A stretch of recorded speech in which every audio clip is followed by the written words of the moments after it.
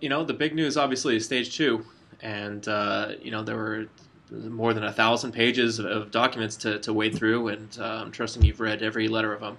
But what are your thoughts? Well, I think that ONC listened. I think that they've made some reasonable concessions. There have been a couple of proposals over the past year, like the one that came out a year ago about building metadata fields into the system, in a massive fashion. They've backed off on that. They've come up with a more balanced approach on HIE. And so, I think they're movies in the right direction. There are things to complain about for sure, but Well, overall, I'm not complaining.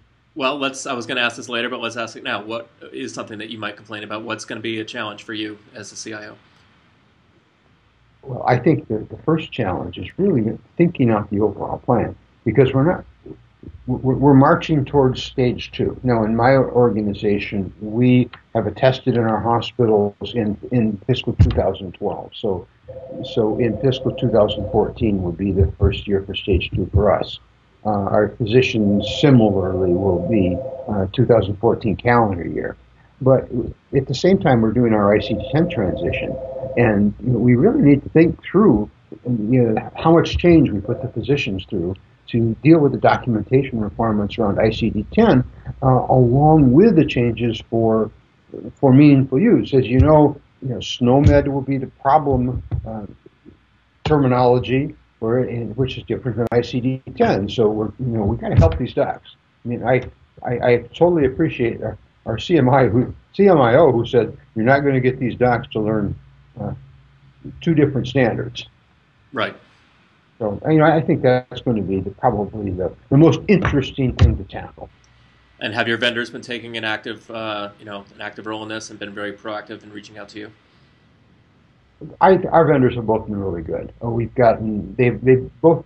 We have a different vendor between ambulatory and inpatient, and both of them have really good people who've been working the government relations side in terms of providing input to ONC, as well as really helping to interpret the regs and communicating out to the client base. I've already received summaries from each of these vendors in terms of their interpretation of the rules that have come out. And they've both been very proactive, and I'm very impressed with that.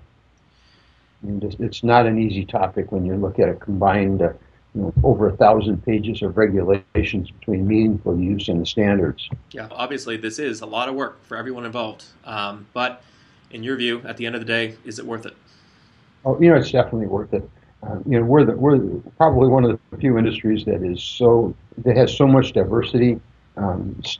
I always say standardization is a dirty word, and we try to develop other terms.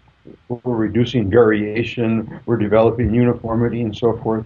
And yet, when you look at other industries, they all got better through finding common processes.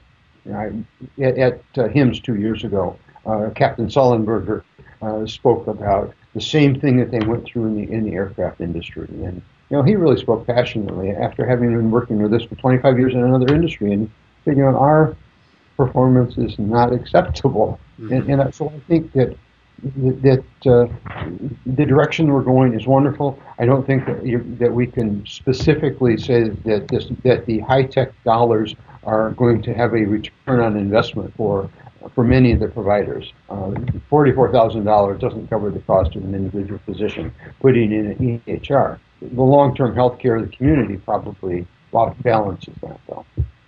So, well, it's a good time. Well, good luck. Good luck with your long to-do list. I know it's a lot to do, but it is valuable. So thank you for taking the time to do this. I appreciate it. Well, thank you very much, Mike. Good to talk with you. All right. Thanks, Bill.